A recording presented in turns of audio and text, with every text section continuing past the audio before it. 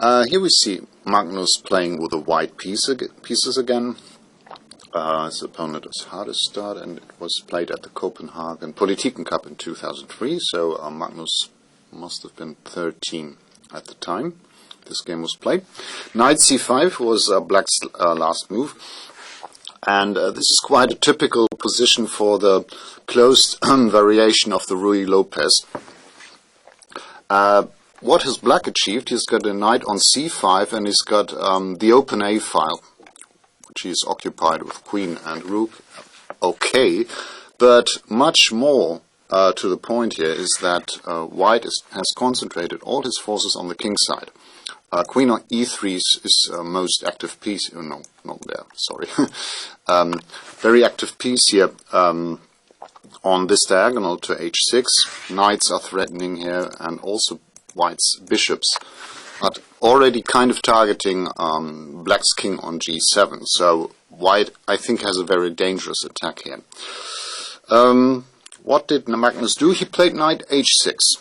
Knight h6, to which Black replied knight to g5. And it seems that knight to g5 is over-ambitious. This is not the best way.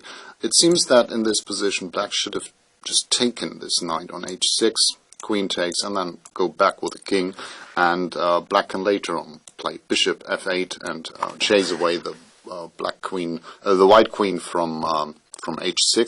And it seems that in this type of position Black can survive. Well, Black played knight g5, which also looks quite good. I mean, this knight on h6 now is hanging, since the diagonal to h6 is blocked. What did Magnus play now? What do you think? What would be the most natural attacking move in this position? How should White continue here?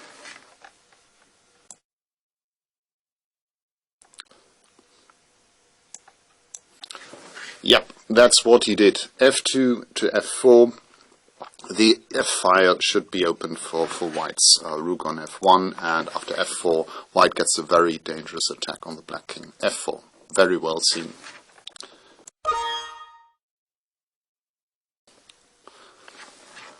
So, after knight g5, f4 is very natural and very strong, opening the f file for White's rook. Black captured on f4, and White's queen captured. Okay, this knight on h6 is hanging, but if Black were to capture here on h6, White just goes h4, wins back the knight, and has a very dangerous attack. Obvious. Just look at White's pieces on the king side. But I think that maybe Black had foreseen this position, and he prepared a counterblow. He played bishop takes h3. Wow, why not? Bishop h3, with the obvious idea that White cannot recapture. There would be a fork on h3, and White's queen would be lost. But it seems that bishop h3, if Black had prepared this, is losing by force. And yeah, what do you think Magnus played in this position after bishop h3? Which piece should move? What do you think? Your move. What did Magnus do here?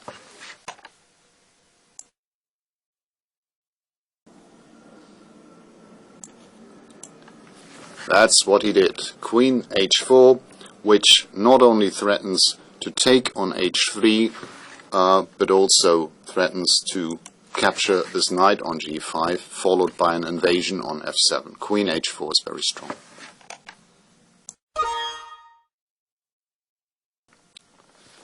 After bishop takes h3, Magnus played queen h4, which now threatens to capture this bishop on h3, and then also clears the way for White's bishop c1 against Black's knight on g5.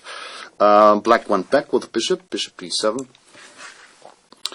and now Magnus did not take on g5, but played a move which, yeah, I like this move very much, which includes the last of his pieces in the attack. And yeah, just please try to find this move, which is the last, which is the only piece of white, except for the king, which does not attack the black king yet. So, what's white's move in this position?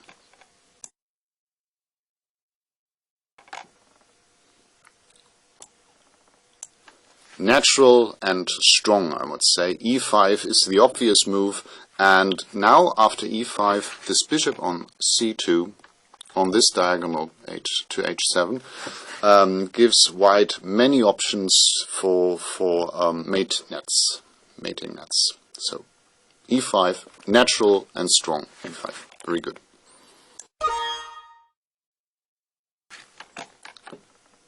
e5 activates white's last piece, and now look at the bishop there, the queen on h4, the rook on f1, knight h6, and the knight on g3. A lovely attack with how many pieces? 6 pieces now. And black's king will not survive this. Black took on e5.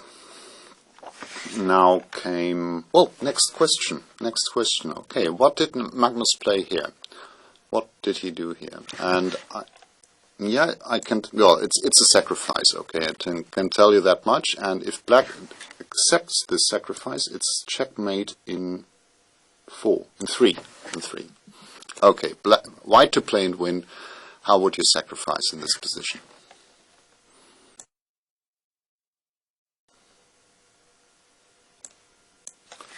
That's the one. This is how Magnus played. The idea is to clear the diagonal for this bishop to h7. And once this pawn is gone, white has many checkmate ideas. Knight h5. Very good.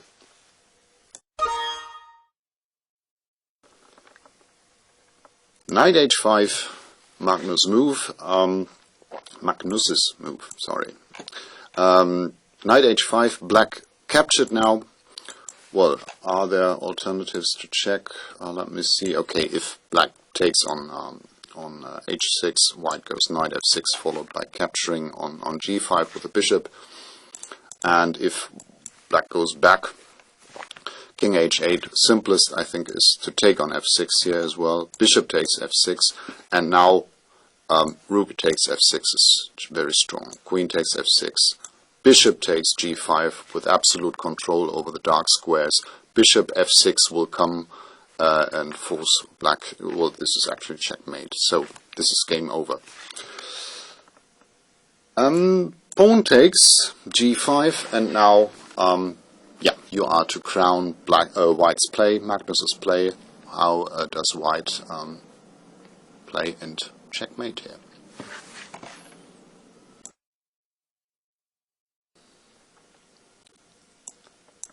Yep, queen takes g5. Queen takes g5. Black must recapture with a pawn, and then rook f7, check, and checkmate on h7. Whether black plays king h8 or, as in the game, he took on h6, rook takes h7. Remember that we activated this bishop at c2 by playing e5 first and then knight h5, check, forcing black to take this way. G takes h5.